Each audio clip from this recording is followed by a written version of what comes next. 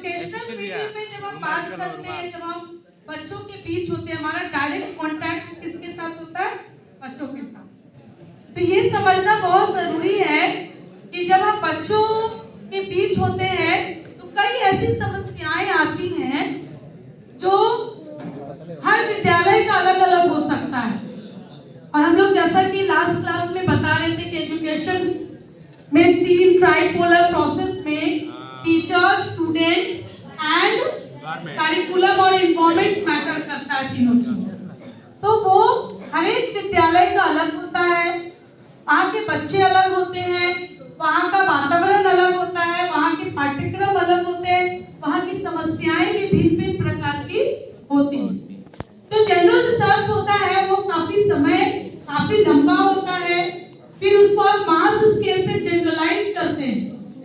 लेकिन यहाँ पर क्या हर एक समस्या का समाधान हम तलाश करते हैं कि अगर मेरे बच्चों को पढ़ाने के दौरान मुझे ये समस्या आ रही है तो ये समाधान कैसे निकालेंगे। जैसे पीटीईसी बिहिया में बच्चे जो हमारे हैं, हमें पढ़ाने के दौरान यहाँ के बच्चे फर्स्ट ईयर में बहुत आते हैं, सेकेंड ईयर जाते जाते नहीं आते। यहाँ के बच्चे फर्स्ट ईयर में बड़े मुस्कुराहट भी बदल जाती है।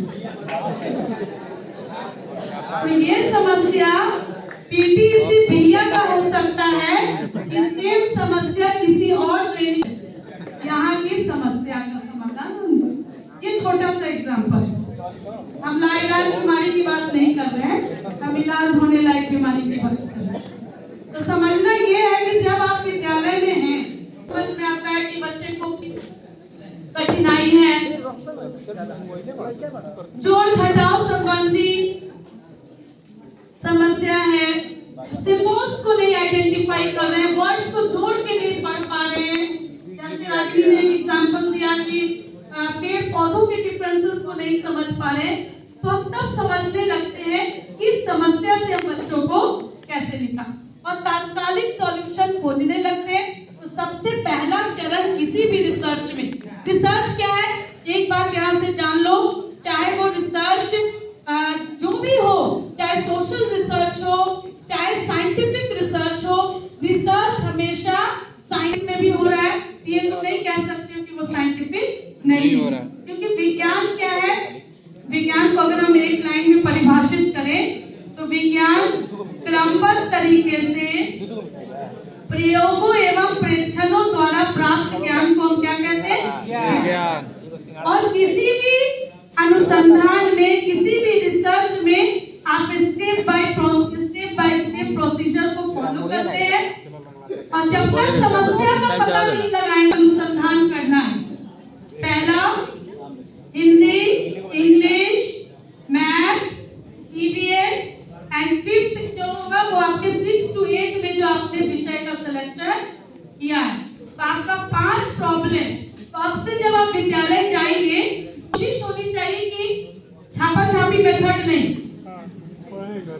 मैथ में मैंने क्या प्रॉब्लम फाइंड आउट किया, इंग्लिश में मुझे पढ़ाने के दौरान क्या प्रॉब्लम मिला, हिंदी में क्या मिला, ईवीएस में क्या मिला और 6 to 8 में जो आपने सब्जेक्ट सेलेक्ट किया है उसमें क्या समस्या मिली। उसके बाद जब समस्या आप आइडेंटिफाई कर लेंगे, उसके बाद नेक्स्ट आपका क्या होता है, परिकल्पना का निर्माण करते हैं, हाइपोथेसिस फॉर्मुलेशन। कोई भी समस्या है तो निश्चित है कि उसका कुछ ना कुछ कारण रहा होगा, फिर कारण का आप क्या करते हैं, जांच करते हैं, एक आप स्ट्रैटेजी बनाते हैं कि आखिर इस पूरे रिसर्च को हम कैसे कंडक्ट करेंगे, इसमें आंकड़ों का कैसे कलेक्शन करेंगे, उसका विश्लेषण कैसे करेंगे। और कभी भी रिसर्च का एक सीधा रास्ता नहीं होता कि आप एक बार करना शुरू किए और तुरंत एकदम एक बार में आप रिजल्ट तक पहुंच जाएंगे। कई बार आपको बार बार समस्या पर विचार करना होगा। तो आपको बहुत रिसर्च जो है बहुत पेशेंस का काम है, बहुत सब्र रखना होगा। कई बार आंसर तक पहुंचते पहुंचते आप रह जाएंगे। तो ये चीज आपको ध्यान रखना है, कुछ स्टडी करके इधर उधर से। आप तो जान रहे आज के डेट में आप लोग के पास कहीं से भी ज्ञान लेने का हम लोगों के मार्गदर्शन में और किताबों से के माध्यम से, इंटरनेट के माध्यम से आप लोग अपने 5 प्रॉब्लम सेलेक्ट कर लीजिए, Hindi, English, math, EVS and 6 to 8 selected subject.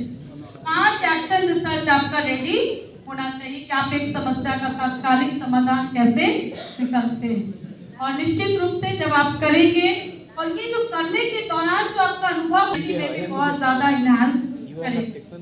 तो